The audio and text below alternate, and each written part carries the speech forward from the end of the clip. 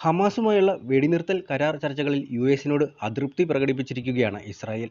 യുഎസിന് വെടിനിർത്തൽ കരാറിനെക്കുറിച്ചും ഹമാസ് കരാർ അംഗീകരിക്കുന്നതിനെക്കുറിച്ചും നേരത്തെ അറിവുണ്ടായിരുന്നു എന്നാണ് ഇസ്രായേലിന്റെ വാദം. ഹമാസ് പരസ്യമായി കരാർ അംഗീകരിക്കുന്നതുവരെ യുഎസ് ഇത് തങ്ങളോട് പറഞ്ഞില്ലെന്ന് ഇസ്രായേലിന്റെ ആരോപണം. മാധ്യമങ്ങളിലൂടെയാണ് ഇസ്രായേൽ തങ്ങളുടെ അതൃപ്തി പരസ്യമായി പ്രകടിപ്പിച്ചത്. ഹമാസിന് ലഭിച്ച കരാർ കണ്ട് തങ്ങൾ അത്ഭുതപ്പെട്ടു പോയെന്നും തങ്ങൾ പറയാത്ത പല കാര്യങ്ങളും കരാറിൽ ഉൾപ്പെട്ടിരിക്കുന്നതായും ഇസ്രായേൽ ആരോപിക്കുന്നുണ്ട്. അതോടൊപ്പം കരാർ 10 ദിവസം മുമ്പ് തന്നെ ഹമാസ് യുഎസും ഖത്തറും ഈജിപ്തും നൽകിയതായും ഇസ്രായേൽ ആരോപിക്കുന്നുണ്ട്. എന്നാൽ പ്രശ്ന പരിഹാരത്തിനായി അമേരിക്കൻ നയതന്ത്രജ്ഞർ ഇതിനു മുൻപും ഇരു വിഭാഗങ്ങളോടും ചർച്ച നടത്തിയിട്ടുണ്ടെന്നും അതിൽ അത്ഭുതപ്പെടാനില്ലെന്നുമാണ് യുഎസിന്റെ നിലപാട്. കഴിഞ്ഞ ദിവസമാണ് ഹമാസ് ഈജിപ്തിന്റെയും ഖത്തറിന്റെയും മധ്യസ്ഥതയിൽ വെടിനിർത്തൽ കരാർ അംഗീകരിച്ചത്. എന്നാൽ ഹമാസ് വെടിനിർത്തൽ കരാർ അംഗീകരിച്ചെങ്കിലും ഇസ്രായേൽ റഫ അതിർത്തിയിൽ കരയാക്രമണം തുടരുകയായിരുന്നു.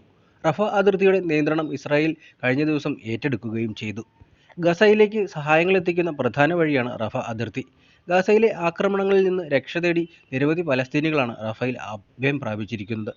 വെടിനിർത്തൽ കരാർ ലംഘിച്ചുകൊണ്ട് ഇസ്രായേൽ നടത്തുന്ന ആക്രമണം വിനാശത്തിലാണെന്ന് ഐക്യരാഷ്ട്രസഭ മുന്നറിയിപ്പ് നൽകുന്നുണ്ട്.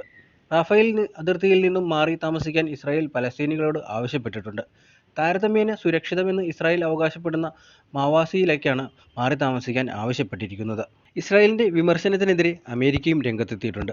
റഫേൽ ആക്രമണം നടത്തിയാൽ ഇസ്രായേലിന് ആയുധങ്ങൾ വിതരണം ചെയ്യുന്നത് നിർത്തുമെന്നാണ് ഇപ്പോൾ അമേരിക്കയുടെ നിലപാട്. CNN നൽകിയ അഭിമുഖത്തിലാണ് പ്രസിഡന്റ് ജോ ബൈഡൻ ഇക്കാര്യം വ്യക്തമാക്കിയത്. ഇസ്രായേൽ സേന ഇതുവരെ റഫയെ ആക്രമിച്ചിട്ടില്ല.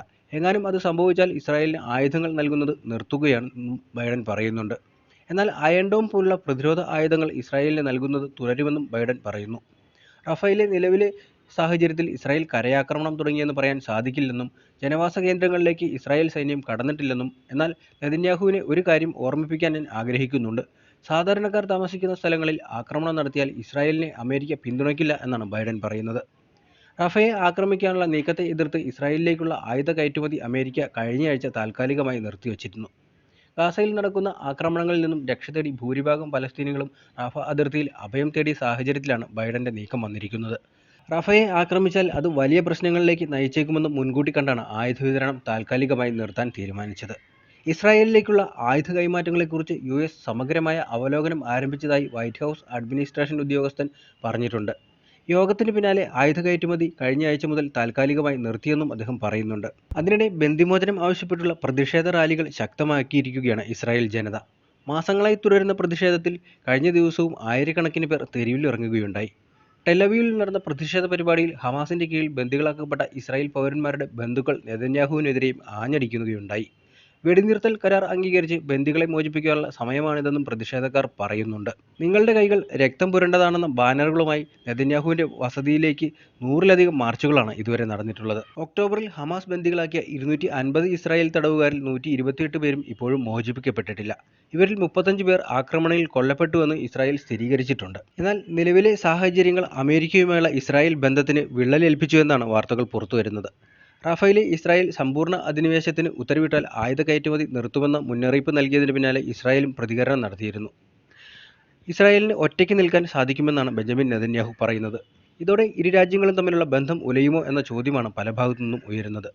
വേണമെങ്കിൽ ഞങ്ങൾ ആരുടെയും പിന്തുണയില്ലാതെ ഒറ്റയ്ക്ക് നിൽക്കും. ആവശ്യമെങ്കിൽ നഖം ഉപയോഗിച്ചുവരെ ഞങ്ങൾ പോരാടുമെന്നും ഞാൻ പറഞ്ഞിട്ടുണ്ടെന്നും അദ്ദേഹം പറയുകയുണ്ടായി. റഫ ആക്രമിച്ചാൽ ഷെല്ലുകൾ ഉൾപ്പെടെയുള്ള ആയുധങ്ങളുടെ ഇറക്കുമതി തടഞ്ഞുവെക്കുമെന്നാണ് ജോ ബൈഡൻ പറഞ്ഞത്. സിവിലിയൻ മരണത്തെ ഭയന്ന് ബോംബുകളുടെ കയറ്റുമതി US ഇതിനകം താൽക്കാലികമായി നിർത്തിവച്ചിട്ടുണ്ട്. 1948 യുദ്ധത്തെ പരാമർശിച്ചാണ് ഇസ്രായേലിന്റെ ഏറ്റവും അടുത്ത സഖ്യകക്ഷിയായ USൽ നിന്നുള്ള മുന്നറിയിപ്പുകൾ നെതന്യാഹു തള്ളിക്കളഞ്ഞത്. 76 വർഷം മുമ്പ് സ്വാതന്ത്ര്യത്തിനു വേണ്ടി നടന്ന പോരാട്ടത്തിൽ ഞങ്ങൾ ചെറിയൊരു വിഭാഗം ജനസംഖ്യ ആയിരുന്നു. എതിർവശത്ത് അനേകരും. ആയുധങ്ങളില്ലാതെയാണ് ഞങ്ങൾ പോരാടിയത്. ഇസ്രായേലിനു മേൽ ആയുധ ഉപരോധം ഉണ്ടായിരുന്നു. എന്നാൽ ആത്മവീര്യത്തിന്റെയും ഐക്യത്തിന്റെയും പിൻബലത്തിൽ ഞങ്ങൾ വിജയിച്ചു. ബൈഡൻ ആയുധ കയറ്റുമതി നിർത്തിയാൽ ഇസ്രായേലിന് നഖങ്ങൾ തന്നെ ധാരാളമെന്നും അദ്ദേഹം പറയുന്നുണ്ട്. എന്നാൽ പ്രതിരോധ മന്ത്രി യോവ് ഗാലന്റ് പറയുന്നത് ഇങ്ങനെയായിരുന്നു. ഇസ്രായേലിന്റെ ശത്രുക്കൾക്കും ഉറ്റ സുഹൃത്തുക്കൾക്ക് പോലും ഈ രാജ്യത്തെ കീഴടക്കാൻ കഴിയില്ല. ഞങ്ങളുടെ ലക്ഷ്യങ്ങൾ കൈവരിക്കും വരെ ശക്തമായി തന്നെ ഞങ്ങൾ നിലകൊള്ളുമെന്നും അദ്ദേഹം പറയുന്നുണ്ട്. നഗരത്തിൽ അവശേഷിച്ചിരിക്കുന്ന ഹമാസ് ഘടകങ്ങളെ മാത്രമാണ് ലക്ഷ്യമിട്ടിരിക്കുന്നതെന്ന് ഇസ്രായേൽ സേന പറയുന്നുണ്ട്. ഇസ്രായേൽ സർക്കാർ റഫയിൽ സമ്പൂർണ്ണ അധിനിവേശമാണ് നടത്തുന്നതെന്ന വാദം തള്ളിക്കളഞ്ഞിട്ടില്ല. അതിന് തക്ക ആയുധങ്ങൾ നൽകില്ലെന്ന് ബൈഡന്റെ മുന്നറിയിപ്പും എത്തിക്കഴിഞ്ഞു. ഗാസയിൽ 7 മാസത്തെ യുദ്ധത്തിന് ശേഷം റാഫ നഗരം പിടിച്ചെടുക്കാതെയും ശേഷിക്കുന്ന അവസാന ഹമാസ് ബറ്റാലിയനുകളെ ഇല്ലാതാക്കാതെയും വിജയം അസാധ്യമാണെന്നും ഇസ്രായേൽ തറപ്പിച്ചു പറയുന്നുണ്ട്. അതിനിടെ കഴിഞ്ഞ ദിവസം മുതൽ നിരന്തര ബോംബാക്രമണങ്ങളും കൂടാതെ ഇസ്രായേൽ ടാങ്കുകൾ റാഫയ്ക്ക് സമീപം കൂട്ടത്തോടെ എത്തിയതോടെയും 80,000-ലധികം ആളുകൾ റാഫയിൽ നിന്ന് പലായനം ചെയ്തെന്ന് UN റിപ്പോർട്ടുകൾ പുറത്തുവരുന്നുണ്ട്. സമീപത്തുള്ള ക്രോസിംഗുകളിലൂടെ സഹായം ലഭിക്കാതെ വന്നതോടെ നഗരത്തിൽ ഇപ്പോഴും അഭയം പ്രാപിക്കുന്ന 1 ദശലക്ഷത്തിലധികം ആളുകൾക്ക് ഭക്ഷണവും ഇന്ധനവും തീർന്നു പോകുകയാണെന്നും UN മുന്നറിയിപ്പ് നൽകിയിട്ടുണ്ട്. ഇസ്രായേൽ സൈന്യം തങ്ങളുടെ പ്രവർത്തനത്തിന്റെ തുടക്കത്തിൽ റാഫ ക്രോസിംഗ് അടച്ചുപൂട്ടിയതോടെ തങ്ങളുടെ ജീവനക്കാർക്കും ലോറികൾക്കും കെരം ഷാലോം ക്രോസിംഗിൽ എത്തുന്നത് വളരെ അപകടകരമാണെന്നും UN വിലയിരുത്തുന്നുണ്ട്.